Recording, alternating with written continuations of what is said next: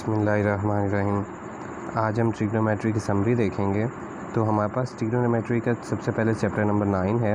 Chapter number 9 में हम सबसे पहले स्टार्ट करते हैं फंडामेंटल आइडेंटिटी से। तो हमारे पास फंडामेंटल आइडेंटिटीज़ होती हैं sine square theta plus cos square theta जो है वो 1 के इक्वल होता है। 1 प्लस टेन स्क्वायर थीटा जो है वो सीकेंड स्क्वायर थीटा के इक्वल होता है। और 1 प्लस कॉट स्क्वायर थीटा जो है वो कोसेकेंड स्क्वायर थीटा के इक्वल होता है। इसी तरीके से हम रेसिप्रोकल आइडेंटिटीज़ को भी यहाँ पर याद रखेंगे कि सीकेंड थीटा जो है वो 1 बाय कॉस थीटा होता है। इसी तरीके से हम कॉस थीटा की वैल्यू बना सकते हैं 1 बाय सीकेंड थीटा। इसी तरीके से टैन थीटा जो होता है वो 1 बाय कॉट थीटा होता है, जबकि कॉट थीटा जो है उसको हम लिख सकते हैं 1 बाय टैन थीटा। इसी तरीके से कोसेकेंड थीटा जो होता है वो 1 बाय साइन थीटा होता है, और हम साइन थीटा को लिख सकते हैं 1 बाय कोसेकेंड थीटा। ये होती हैं रेसिप्रोकल आइडेंटिटीज़। अब हम देखेंगे कि चैप्टर नंबर 9 में क्वेश्चंस करने के लिए हमें यहाँ पर क्वाड्रेंट्स वगैरह को डिस्कस करना पड़ता है। अब यहाँ पर देखें, फर्स्ट क्वाड्रेंट में वो एंगल आते हैं जो 90 डिग्री से छोटे हों और 0 से बड़े हों। इसको हम डिग्री में भी लिख सकते हैं और रेडियन में भी लिख सकते हैं। इसके लिए आपको याद ये रखना है कि 90 डिग्री जो है वो रेडियन में π/2 के इक्वल होता है, 180 डिग्री जो होता है वो पाई के इक्वल होता है, और जबकि 270 डिग्री जो होता है वो 3π/2 के इक्वल होता है, और 360 डिग्री जो है वो 2 पाई के इक्वल होता है। तो इसका मतलब हुआ कि दूसरे क्वाड्रेंट में वो एंगल्स आएंगे जो π/2 से बड़े हों यानी 90 से बड़े हों, और पाई से छोटे हों यानी 180 से छोटे हों। दूसरे अल्फाज में हम कह सकते हैं कि तीसरे क्वाड्रेंट में एंगल वो वाले आएंगे जो कि 180 डिग्री से जिनकी वैल्यू बड़ी होगी, और या फिर 270 डिग्री से उनकी वैल्यू छोटी होगी। तो हम कह सकते हैं कि थर्ड क्वाड्रेंट में जो एंगल हैं वो पाई से बड़े होंगे और 3π/2 से छोटे होंगे, ये रेडियंस में है। इसी तरीके से हम फोर्थ क्वाड्रेंट में भी देखेंगे कि फोर्थ क्वाड्रेंट में एंगल 3π/2 से बड़े और 2 पाई से छोटे आएंगे रेडियन में, और इसे हम डिग्री में लिख सकते हैं 270 डिग्री से बड़े और 360 डिग्री से छोटे आएंगे। अब चैप्टर नंबर 9 में कुछ इंपॉर्टेंट डेफिनेशंस भी हैं जो आप याद रखेंगे, जो आप याद करेंगे पेपर के लिए। तो यहाँ पर जो है सबसे पहले जो है हमारे पास ट्रिग्नोमेट्री की डेफिनेशन आती है, फिर एंगल की डेफिनेशन आती है, ये पहले ही पेज पर है। उसके बाद जो है डिग्री और रेडियन की डेफिनेशन आपको करनी है, और फिर एंगल इन स्टैंडर्ड पोजीशन की डेफिनेशन करनी है, और क्वाड्रेंटल एंगल भी इसकी डेफिनेशन भी करनी है आपको, कोटर्मिनल एंगल की डेफिनेशन भी करनी है। तो ये कुछ इंपॉर्टेंट डेफिनेशंस थी, और ये हमारे पास समरी थी चैप्टर नंबर 9 की। इसके बाद हम समरी करेंगे चैप्टर नंबर 10 की। तो चैप्टर नंबर 10 की समरी जो है वो हमारे पास कुछ इस तरीके से उसका स्टार्ट होता है फंडामेंटल लॉ ऑफ ट्रिग्नोमेट्री से। फंडामेंटल लॉ ऑफ ट्रिग्नोमेट्री होता है कॉज अल्फ़ा माइनस बीटा। आप याद रखेंगे इसे, कॉज अल्फ़ा माइनस बीटा जो होता है वो इक्वल होता है cos alpha cos beta plus sine alpha sine beta के। अब यहाँ पर आपने याद रखना है अल्फ़ा और बीटा के दरमियान माइनस होना चाहिए, और यहाँ पर उसके अपोजिट साइन होना चाहिए। और कॉज के फार्मूले में दोनों कॉज साथ आते हैं, मल्टीप्लाई होते हैं, और दोनों साइन मल्टीप्लाई होते हैं। इसे कहते हैं फंडामेंटल लॉ ऑफ ट्रिग्नोमेट्री। इसके बाद जो है हमारे पास कुछ डिडक्शंस हैं, यानी फंडामेंटल लॉ ऑफ ट्रिग्नोमेट्री से ही बनाए हुए कुछ फार्मूले हैं, वो याद रखेंगे। Cos alpha plus beta equal होता है cos alpha cos beta minus sine alpha sine beta के। अब यहाँ पर याद रखिए, देखिए यहाँ पर अगर माइनस वाला फार्मूला आप करेंगे तो वो है आपका फंडामेंटल लॉ ऑफ ट्रिग्नोमेट्री, और प्लस वाला जो है वो आप इस तरीके से याद रखेंगे कि यहाँ पर प्लस है अल्फ़ा बीटा के दरमियान, तो दूसरी साइड पे दोनों टर्म्स के बिटवीन क्या है, माइनस का साइन है। अब साइन का हम याद रखेंगे फार्मूला कि साइन क्या होता है, sine alpha plus beta is equal to sine alpha cos beta plus cos alpha sine beta. अब साइन के फार्मूले की खासियत देखिए कि साइन का फार्मूला साइन से स्टार्ट होता है और साइन पर ही एंड होता है, और ऑल्टरनेटिवली चल रहे होते हैं साइन और कॉस। साइन आता है, फिर कॉस आता है, फिर कॉस आता है, और साइन पर जाके एंड हो जाता है, और दरमियान में वही साइन होता है जो अल्फ़ा और बीटा के दरमियान होता है। इसी तरीके से हम जो है साइन अल्फ़ा माइनस बीटा को करेंगे, और साइन अल्फ़ा माइनस बीटा का फार्मूला होता है sine alpha cos beta minus cos alpha sine beta. Tan alpha plus beta का आप फार्मूला देख लेंगे, सेम पैटर्न पे आप tan minus alpha minus beta भी कर सकते हैं। ये tan alpha plus beta equal होता है tan alpha plus tan beta over 1 minus tan alpha tan beta. अब यहाँ देखिए, अगर टैन के फार्मूले में अल्फ़ा और बीटा के दरमियान प्लस है, तो यहाँ पर टैन अल्फ़ा और टैन बीटा के दरमियान प्लस आएगा, और नीचे 1 के बाद माइनस आएगा। लेकिन अगर यही फार्मूला हम ऐसे बना लें कि यहाँ पर हम माइनस कर दें अल्फ़ा और बीटा के दरमियान, तो फिर यहाँ पर भी आप क्या लिखोगे, माइनस लिखेंगे, लेकिन 1 के बाद जो है वो आप क्या लिख देंगे, प्लस लिख देंगे। तो ये आपका माइनस के लिए भी फार्मूला बन जाएगा। इसके बाद हम डबल एंगल आइडेंटिटीज़ करेंगे। तो डबल एंगल आइडेंटिटीज़ हमारे पास क्या होती हैं, साइन टू अल्फ़ा, यहाँ पर एंगल डबल हो जाएंगे। साइन टू अल्फ़ा इक्वल होता है two sine alpha cos alpha के, कॉस टू अल्फ़ा इक्वल होता है two cos square alpha minus 1 के, कॉस टू अल्फ़ा इक्वल होता है cos square alpha minus sine square alpha के। इसी तरीके से कॉस टू अल्फ़ा इक्वल होता है 1 माइनस 2 साइन स्क्वायर अल्फ़ा के। अब आपने देखा कि यहाँ पर हमारे पास कॉस के जो हैं वो 3 फार्मूले हैं, तो तीनों फार्मूले आपने याद रखने हैं। टेन टू अल्फ़ा का फार्मूला है टेन टू अल्फ़ा इक्वल होता है two tan alpha by 1 minus tan square alpha. ये डबल एंगल फार्मूले आप याद रखेंगे। इसके बाद हमारे पास आ जाते हैं हाफ एंगल आइडेंटिटीज़, यानी एंगल हाफ हो रहे हैं। तो साइन अल्फ़ा बाय 2 इक्वल होता है plus minus square root of 1 minus cos alpha by 2, cos alpha by 2 is equal to plus minus square root 1 plus cos alpha over 2, और इसी तरीके से tan alpha by 2 is equal to plus minus, या आप sign और cos को divide करके भी निकाल सकते हैं कि 1 plus minus square root of 1 minus cos alpha, यानी साइन के ऊपर वाली वैल्यू, और डिवाइड कर दें कॉस के नीचे वाली ऊपर वाली वैल्यू को, यानी 1 प्लस कॉस अल्फ़ा। अब यहाँ पर ये देखिए, यहाँ पर एंगल इस साइड पे अगर हाफ़ है तो यहाँ पर आपने क्या लिखना है, उसका 2 गुना कर देना है, यानी डबल कर देना है। और जबकि इस तरफ अगर हम डबल एंगल्स की बात करें तो यहाँ पर जितना एंगल होगा इस तरफ उसका हाफ़ लिखेंगे हम, एंगल्स को उसका हाफ़ कर देंगे, आधा कर देंगे। अब इसके बाद हमारे पास ट्रिपल एंगल आइडेंटिटीज़ आती हैं। तो ट्रिपल एंगल आइडेंटिटीज़ में हमारे पास सबसे पहले आइडेंटिटी है साइन 3 अल्फ़ा इक्वल होता है 3 sine alpha minus 4 sine cube alpha, cos 3 alpha equal होता है 4 cos cube alpha minus 3 cos alpha. इसके बाद टेन 3 अल्फ़ा हमारे पास इक्वल होता है 3 tan alpha minus 10 cube alpha over 1 minus 3 ten square alpha over 1 minus 3 ten square alpha. इसके बाद जो है ये फार्मूले आप याद रखेंगे MCQs के हवाले से भी। अब हमारे पास सम और डिफरेंस फार्मूला आ रहे हैं। तो सम और डिफरेंस फार्मूला जो है वो क्या होते हैं कि आपके पास अगर 2 साइन ऐड हो रहे हैं या माइनस हो रहे हैं, या 2 कॉस ऐड हो रहे हैं या माइनस हो रहे हैं, तो आप उस पर ये फार्मूला लगाकर इजीली क्वेश्चन कर सकते हैं। तो ये सम और डिफरेंस से कैसे आप जो है यहाँ पर प्रोडक्ट में लेकर जाएंगे। तो sine P plus sine Q equal होता है 2 sine P plus Q over 2, साथ आता है cos P minus Q over 2, ये माइनस है। इसके बाद sine P minus sine Q equal होता है 2 cos P plus Q by 2, साथ आता है sine P minus Q by 2। इसके बाद जो है हमारे पास फार्मूला आता है cos P plus cos Q equal होता है 2 cos P plus Q by 2, साथ आता है cos P minus Q by 2।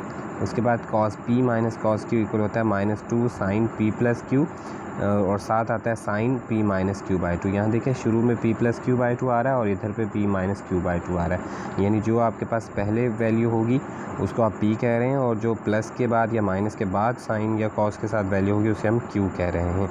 तो ये है हमारे पास सम से कैसे, सम और डिफरेंस से कैसे हम प्रोडक्ट में शिफ्ट हो सकते हैं। इसके बाद हम देखेंगे कि हमारे पास प्रोडक्ट से हम कैसे सम और डिफरेंस में शिफ्ट हो सकते हैं।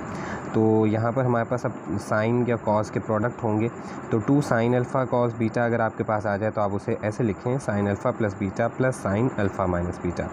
इसके बाद अगर प्रोडक्ट में कॉस और साइन, पहले कॉस आ रहा है बाद में साइन आ रहा है, तो आप ऐसे लिखेंगे 2 कॉस अल्फ़ा साइन बीटा, यानी पहले एंगल को अल्फ़ा कह दें और बाद वाले एंगल को बीटा कह दें। तो आप कैसे लिखेंगे, साइन दोनों एंगल को ऐड करेंगे, sign alpha plus beta minus sine alpha minus beta. उसके बाद 2 कॉस अल्फ़ा कॉस बीटा, यानी दोनों कॉस साथ आ जाएं, पहले एंगल को अल्फ़ा कह दें दूसरे को बीटा कह दें। अब आपने क्या करना है, cos alpha plus beta plus cos alpha minus beta. इसके बाद minus 2 sine alpha sine beta. अब देखें साइन अगर दोनों साथ आ रहे हैं तो उसके लिए एक चीज़ का ध्यान रखना है कि माइनस का 2 होना चाहिए साथ में। तो ये माइनस यहाँ लगा सकते हैं, या फिर आप ऐसा कर सकते हैं कि ये वाली जो कॉस अल्फ़ा माइनस बीटा की वैल्यू इसको पहले लिख दें और इसे बाद में लिख दें, तो इससे वो माइनस जो है यहाँ से आप ख़त्म भी कर सकते हैं। यानी हम पूरी इक्वेशन को माइनस से मल्टीप्लाई कर रहे हैं बेसिकली। तो ये आप याद रखेंगे, minus 2 sine alpha sine beta जो है इसका फार्मूला होता है cos alpha plus beta minus cos alpha minus beta. उसके बाद कुछ इंपॉर्टेंट रिजल्ट्स हैं जो क्वेश्चंस में यूज़ होते हैं, वो इन्हीं से बनाए हुए हैं, यानी हाफ एंगल आइडेंटिटी से ही बने हुए हैं। जैसे आपने याद किया 1 माइनस कॉस थीटा जो है वो इक्वल होता है 2 साइंस के थीटा बाई 2, और 1 प्लस कॉस थीटा जो है वो इक्वल होता है 2 कॉस के थीटा बाई 2। अब यहाँ पर देखें, यहाँ हमने आपको पहले बताया कि इस साइड पे एंगल जो है वो डबल है, इधर हाफ है, या इसको इस तरह पढ़ना चाहें तो आप इस तरह भी पढ़ सकते हैं कि इधर जो है इस तरह पढ़ना चाहते हैं तो ये यहाँ पर एंगल हाफ है तो इस तरफ उसका 2 गुना है, यानी डबल है। तो अब यहाँ पर इसी तरीके से लिखा है, क्वेश्चन में यूज़ होता है कि 1 माइनस कॉस 2 थीटा जो वो इक्वल होता है 2 साइंस के थीटा के, यानी साइंस के थीटा की वैल्यू यहाँ से हम निकाल सकते हैं 1 minus cos 2 theta over 2। Similarly हम यहाँ से कह सकते हैं कि 1 प्लस कॉस 2 थीटा इक्वल होता है 2 कॉस के थीटा के, यहाँ से हम वैल्यू निकाल सकते हैं कॉस के थीटा इक्वल होता है 1 प्लस कॉस 2 थीटा ओवर 2।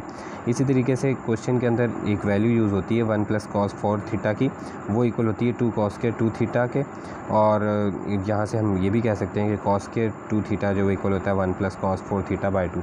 अब ये सारे तीनों रिजल्ट्स जो हैं वो हाफ एंगल फार्मूले से ही निकले हैं, बस आपको याद ये रखना है, इस तरफ हाफ एंगल होता है तो दूसरी तरफ उसका डबल हो जाता है। अब यहाँ पर इस चैप्टर की कुछ इंपॉर्टेंट डेफिनेशंस हैं लास्ट में, वो आप याद कर लें। फंडामेंटल लॉ ऑफ ट्रिग्नोमेट्री आ जाता है। इसके बाद जो है अलाइड एंगल की डेफिनेशन आपने याद रखनी है, और अलाइड एंगल के कुछ रूल्स भी आपने याद रखने हैं, और साथ में उनके रिजल्ट्स जो हैं वो भी आप याद रखेंगे जो नीचे अलाइड एंगल की डेफिनेशन के फार्मूले गिवन हैं। इसके बाद जो है हम मूव करेंगे चैप्टर नंबर 11 की तरफ। तो चैप्टर नंबर 11 जो है, चैप्टर नंबर 11 में सबसे पहले आपको याद रखना है डोमेन और रेंज। और डोमेन और रेंज को याद करने का सबसे आसान तरीका ये है कि आप जो है ये फंडामेंटल आइडेंटिटीज़ याद कर लें कि साइंस के थीटा प्लस कॉस के थीटा जो होता है वो 1 के इक्वल होता है। अब इसमें कौन से फंक्शन आ रहे हैं, साइन और कॉस, इन दोनों फंक्शंस की डोमेन सेम होगी। इस तरह अगली आइडेंटिटी में 1 + tan स्क्वायर जो होता है वो सीकंड स्क्वायर के इक्वल होता है। अब इस आइडेंटिटी में जो आने वाले फंक्शन हैं tan और सीकंड, उनकी डोमेन सेम होंगी। इसी तरीके 1 + cos के थीटा किसके इक्वल होता है, कोसिकंड स्क्वायर थीटा के इक्वल होता है। तो अब इन दोनों फंक्शंस की कॉट और कोसिकंड की भी डोमेन सेम होगी। अब डोमेन ये जो मैंने सिंपल लिखा है ये एमसीक्यूज़ में भी इस तरीके से पूछ लिया जाता है। तो आपकी बुक में जो इसको रियल नंबर्स को इस पैटर्न पे लिखा है कि -∞ लेस देन x और x लेस देन +∞, तो वो सेट ऑफ रियल नंबर को लिखने का एक तरीका ही है। तो यहाँ पर साइन और कॉस की डोमेन देखें सेम है, सेट ऑफ रियल नंबर है, और इनकी रेंज भी सेम होती है, -1 to 1 क्लोज इंटरवल होती है। और इसके बाद tan और cot की जो है वो अगर हम बात करें डोमेन की तो वो सेम नहीं होने वाली, क्योंकि आइडेंटिटी के अकॉर्डिंग tan और सीकंड की डोमेन सेम होनी है। अब देखें tan और सीकंड की डोमेन सेम है। tan की डोमेन क्या है ये देखिएगा, ये सेट ऑफ रियल नंबर है। सेट ऑफ रियल नंबर में से आपने 2n + 1 × π/2 यानी π/2 के ऑड मल्टीपल, यानी π/2 के साथ वो नंबर जो कि ऑड आता है वो वाले एंगल्स आपने निकाल देने हैं इसमें से, ठीक है। सेम पैटर्न पे आप सीकंड का करेंगे यहाँ पर, क्योंकि उन एंगल्स पे ये अनडिफाइन हो जाते हैं फंक्शन। इसके बाद कॉट के लिए जो है वो कॉट और कोसिकंड की डोमेन सेम होगी। तो कॉट की देखें, कॉट की डोमेन जो है उस पर आपने याद रखना है सेट ऑफ रियल नंबर, लेकिन उसमें से आपने n पाई निकाल देना है, यानी पाई के साथ जो भी नंबर मल्टीप्लाई होगा इंटीग्रल मल्टीपल जो है वो उसको क्या कर देगा, वो उसको अनडिफाइन कर देगा, आप उसे निकाल दें, इंटीग्रल मल्टीपल होना चाहिए, ठीक है। अब यहाँ पर याद रखें इनकी रेंज को देखें, याद रखने का तरीका tan और cot की जो है आप कह लें रेंज सेम है, सेट ऑफ रियल नंबर्स होती है, और सीकंड को सीकंड की सेम है। तो यहाँ पर सीकंड की डोमेन और कोसिकंड की डोमेन, सीकंड और कोसिकंड जो है इनकी रेंज वो सेम है, और इस तरह tan और cot की रेंज सेम है। अब सीकंड की रेंज जो है वो -1 और -1 से लेस वैल्यूज़ होती हैं, और इसमें या फिर आप कह सकते हैं इस सेंस में कि अगर पॉजिटिव में वैल्यू आ रही तो वो 1 आ सकती है या 1 से ग्रेटर आ सकती हैं। इन दोनों की रेंजेस सेम होती हैं। अब रेंज को याद करने का तरीका आप ऐसे कर सकते हैं कि साइन और cos की रेंज सेम है, एक ग्रुप बन गया। उसके बाद tan और cot की डोमेन सेम, रेंज सेम है सॉरी, तो ये दूसरा ग्रुप बन गया। अब सीकंड और कोसिकंड की जो है वो रेंज सेम है, ये तीसरा ग्रुप बन गया। तो 3 ग्रुप इनके रेंजेस के बन गए, और इधर से आइडेंटिटी की हेल्प से आप डोमेन को याद कर लेंगे। इस तरीके से आप 11 चैप्टर में डोमेन और रेंज को याद रखेंगे।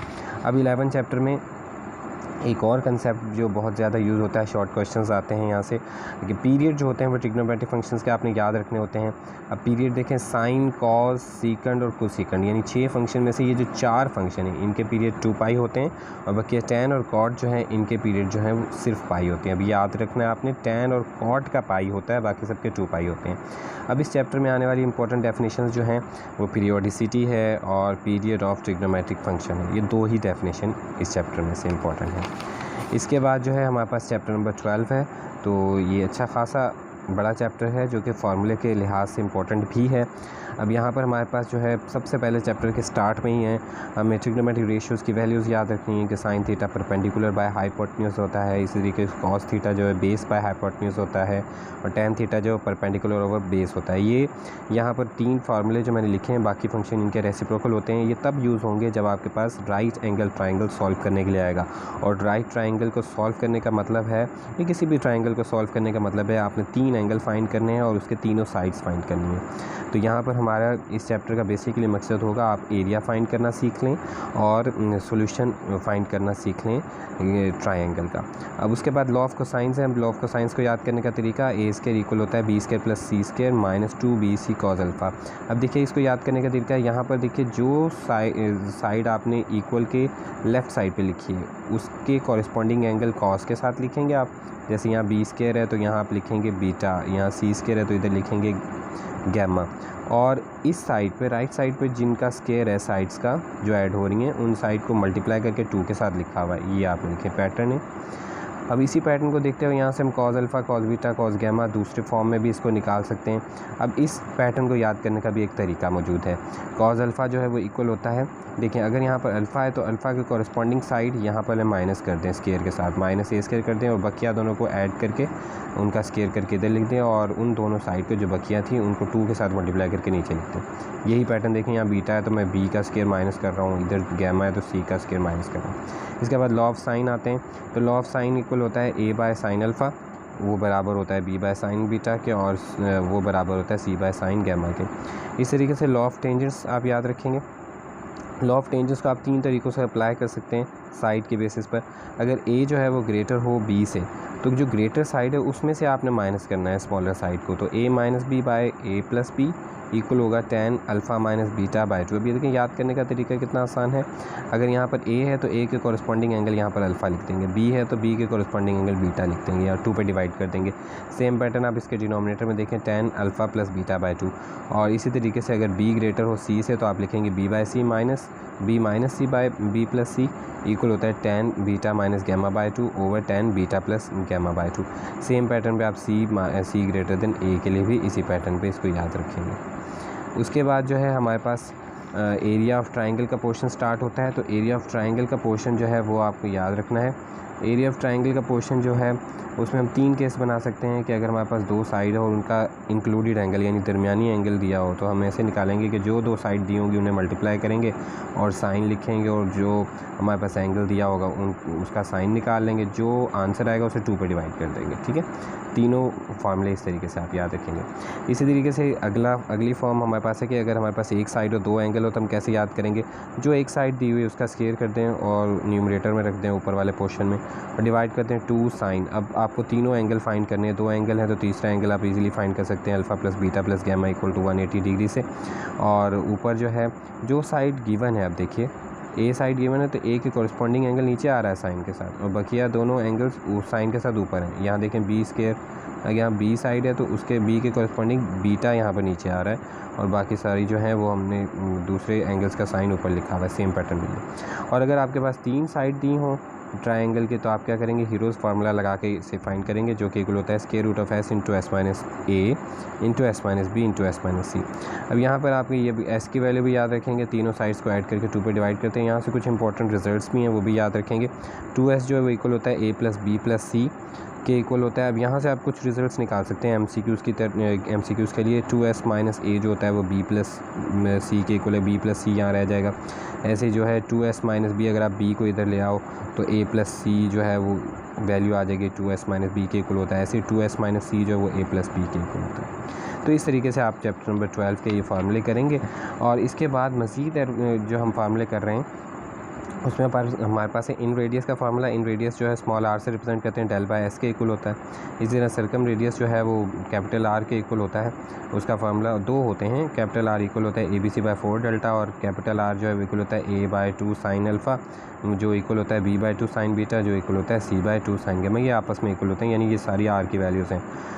कैपिटल R के 2 फार्मूले जिसे हम सर्कम रेडियस बोलते हैं। इसके बाद ई रेडियस या स्मॉल आप कह लें, इसको एक्स रेडियस भी बोलते हैं। ठीक है, एक्स रेडियाई होते हैं क्योंकि 3 हैं।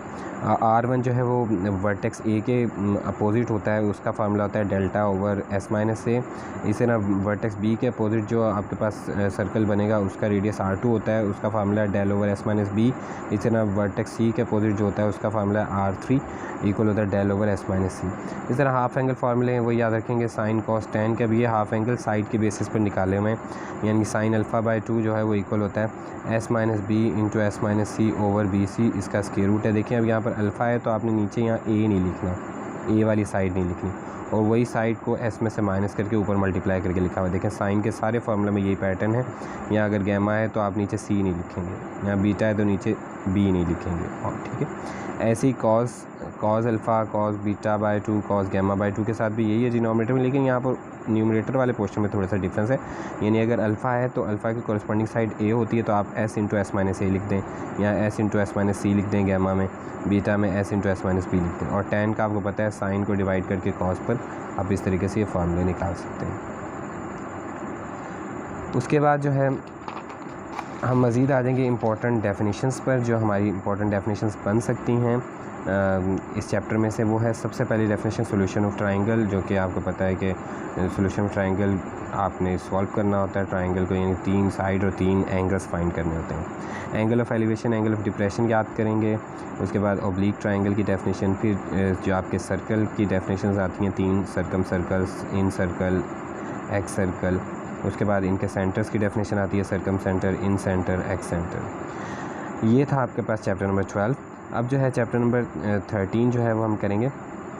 चैप्टर नंबर 13 को करने के लिए आपको याद रखना है, क्योंकि इस चैप्टर में हम इन्वर्स ट्रिग्नोमेट्रिक फंक्शन कर रहे हैं, तो हमें टेबल याद होना चाहिए। कुछ वैल्यूज़ हैं जो टेबल की वो याद होनी चाहिए। अब साइन की वैल्यू निकालने के लिए आपको याद रखना होता है कि आपने नीचे तो 2 फिक्स कर देना है सारी जगहों पर, यहाँ पर स्क्वायर रूट के अंदर, और ऊपर से आपने काउंटिंग स्टार्ट करनी है। ये इसी पैटर्न पे आपने एंगल लिखने हैं अगर आपको इस तरीके से टेबल याद करना है। 0 डिग्री, 30 डिग्री, फिर 45, 60 और 90। अब यहाँ ऊपर आप लिखेंगे 0, यहाँ लिखेंगे 1, 2, 3 और ये 4, यानी इंक्रीजिंग ऑर्डर में काउंटिंग लिख दें 0 से 4 तक। ऐसे ही आपने करना है कॉस के साथ, लेकिन कॉस के साथ जो काउंटिंग न्यूमरेटर में है वो आप 0 से शुरू नहीं करेंगे, वो 4 से करेंगे। 4, 3, 2, 1, 0। या दूसरे अल्फाज में आप बस सिर्फ ये एक लाइन याद रखें, इसी को रिवर्स कर दें, उल्टा दें, तो इससे आपके कॉस का टेबल बन जाएगा। अब tan का आप टेबल बनाने का बड़ा आसान तरीका है, यानी ऊपर साइन की वैल्यूज़ लिख दें। आप जो साइन के न्यूमरेटर वाली वैल्यू हैं वो ऊपर लिख दें, साइन के न्यूमरेटर वाली वैल्यूज़ ऊपर लिख दें, और कॉस के न्यूमरेटर वाली वैल्यूज़ जो हैं वो इसके नीचे लिख दें। ठीक है, इससे आपका क्या बन जाएगा, इससे आपका बन जाएगा tan का टेबल। तो अब यहाँ पर आपको पता है जिन वैल्यूज़ के डिनोमिनेटर में 0 आ रहा है वो अनडिफाइन होती हैं, मैथ में डिफ़ाइन नहीं है 0 पे डिवीज़न, तो इसलिए वो अनडिफाइन आंसर देंगे, वो डिफ़ाइन नहीं होगा। जैसे ये डिफ़ाइन नहीं है, ठीक है, ये आंसर डिफ़ाइन नहीं आएगा। ठीक है, ये आपको याद रखना है कुछ चीज़ें। इसके बाद कुछ यहाँ पर वैल्यूज़ हमने नहीं भी लिखी हैं, जैसे 180 डिग्री के लिए और 270 डिग्री के लिए, वो आप याद कर लेंगे कि cos 180 जो है वो -1 होता है, sin 180 जो है वो 0 होता है। इसी तरीके से 270 में दोनों अपोजिट कर दें, यानी cos 270 पे जो है वो हो जाता है 0 और sin 270 पे -1 हो जाता है। अब इन दोनों को रिवर्स करना है 180 के लिए। अब एक इम्पॉर्टेंट पॉइंट है जो आप याद रखेंगे, इन्वर्स हमेशा उसी फंक्शन का एग्जिस्ट करता है जो बाइजेक्टिव फंक्शन है। अब आपकी बुक में यहाँ पर लिखा होगा 1 फंक्शन होना चाहिए और साथ में ऑन टू होना चाहिए। अगर अकेला 1 आपकी बुक में लिखा हुआ है तो आप उसे भी करेक्ट मानेंगे, लेकिन असल में तो यही होना चाहिए कि बाइजेक्टिव फंक्शन जो है उसका जो होता है क्या होगा, इन्वर्स एग्जिस्ट करेगा, यानी वो 1 भी होगा और ऑन टू भी होगा। तो ये 13 चैप्टर था। और अब जो है 13 चैप्टर के लिए मज़ीद भी फार्मूले हैं हमारे पास 13.2 को करने के लिए। तो 13.2 को करने के लिए जो फार्मूले हमारे पास हैं वो हमारे पास ये हैं कुछ ये फार्मूले।